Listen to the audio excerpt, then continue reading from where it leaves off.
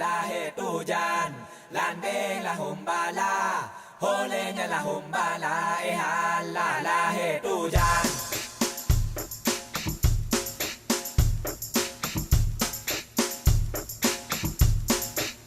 Nangrau Acehnya serama megah, Nangrau Meduah pusaka kaya. Nangrau Acehnya serama megah, Nangrau Meduah pusaka. Produk tas dan kasab itu sudah ada semenjak zaman dahulu, yang merupakan produk warisan turun temurun dari nenek moyang, pada zaman itu pemerintah Iskandar Muda meminta Turki untuk mengajarkan berbagai macam kerajinan di Aceh.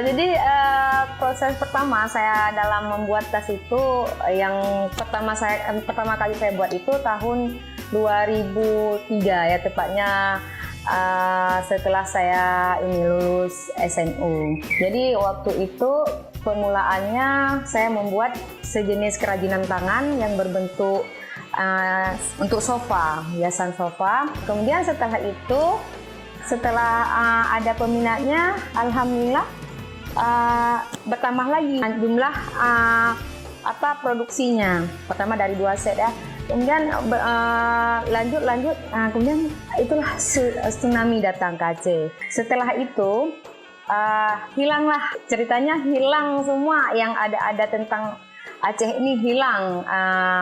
Maksudnya kerajinan Aceh hilang karena kan nggak prioritasnya nggak ke situ lagi kami. Dari situ nggak ada produksi lagi hingga tahun 2005 muncul lagi.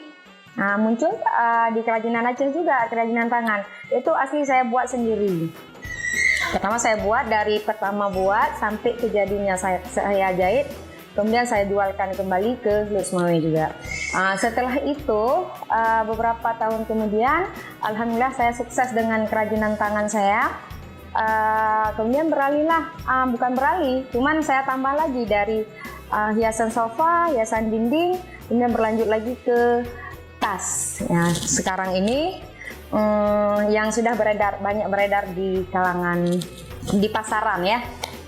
Alhamdulillah saya sudah mengerjakan bermacam-macam banyak tas Aceh ya, terutama tas Aceh, khususnya yang punya PD.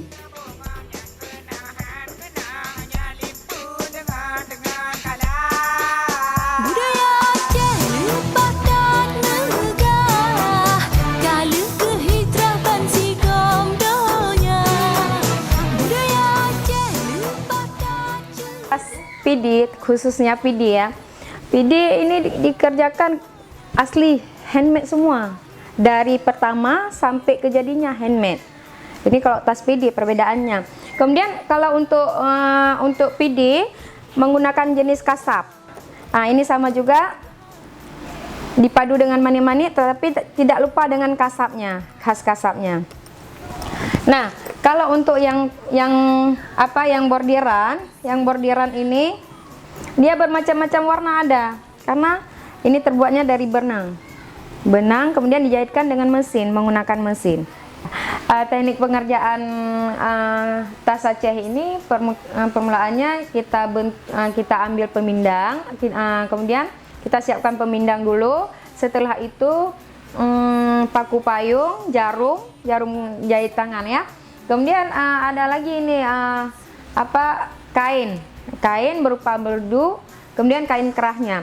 Setelah itu kasab, jangan lupa kasab dan benang untuk menjahit. Nah, pertama setelah kita potong kainnya 4 persegi panjang ya, 4 persegi panjang. Jadi kita buat sesuai dompet ataupun tas yang mau kita bentuk. Seperti itu. Jadi kita potong kainnya dulu. Setelah kita potong kainnya dulu, kita pasangkan ke pemindang. Setelah erat, kita pasangkan ke pemindang, kita jahit menggunakan tangan. Itu untuk teknik pertamanya.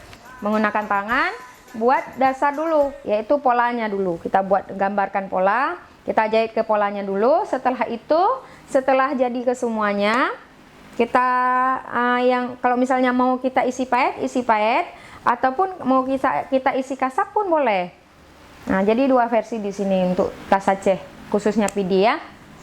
Nah, setelah kita jahit semua siap, tapi itu bukan kertasnya, bukan kertas yang sudah jadi.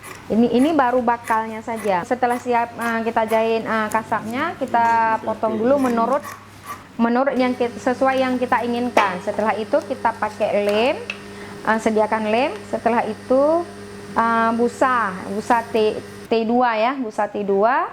Dan kemudian kita bentuk, kita gambarkan menurut yang sudah kita buat pola tadi. Setelah itu kita jahit. Nah, disitulah kita menggunakan mesin untuk supaya lebih rapi. Lebih rapinya menggunakan mesin itu untuk jadinya saja. Kalau untuk dasar-dasarnya itu menggunakan tangan. Tapi kalau untuk jadi kita menggunakan mesin supaya lebih kuat dan lebih cepat siapnya. Sedati rapai saman ranut lampuan surune kale sedati rapai saman ranut lampuan. Saya sungguh sangat-sangat berharap sama generasi penerus saya itu untuk melanjutkan apa yang sudah saya geluti sekarang ya, karena mengingat zaman sekarang ini generasi penerus itu nggak mau lagi, maksudnya berpikir keras bagaimana saya cara mencari solusi. Oh, ini buat tas seperti ini, nggak mau lagi berpikir, mereka siap. Oh, apa yang ada itu aja. Nah, tapi saya sekarang ini memberi motivasi bagi generasi muda untuk supaya bangkit, supaya seperti kemarin saya mengadakan pelatihan untuk para kaum remaja ya. Di sini mereka mengerjakannya walaupun saya nggak mau malas berpikir, tetapi saya ini maksudnya memberikan kita tidak perlu malas untuk mencari sesuatu hal yang baru, maksudnya hal yang baru yang bersifat positif ya, seperti kita membuat tas. Nah, dari pertama kita nggak tahu cara buat tas, sekarang mereka jadi tahu buat tas, akhirnya mereka gemar. Nah, istilahnya setelah mereka suka ataupun gemar bagaimana cara menjahitnya, sudah tahu cara menjahitnya, istilahnya sudah kenal ya, sudah kenal, maka mereka akan mau untuk berbuatnya. Jadi saya harapkan kepada generasi muda seterusnya selalulah menjaga warisan budaya, karena ini adalah tas kasap ini adalah warisan budaya nenek moyang kita, jadi harus selalu kita lestarikan. Nah, walaupun kita harus berpikir keras untuk menciptakan modifikasi tas-tas yang terbaru dan mengikuti zaman. Puja ke Tuhan.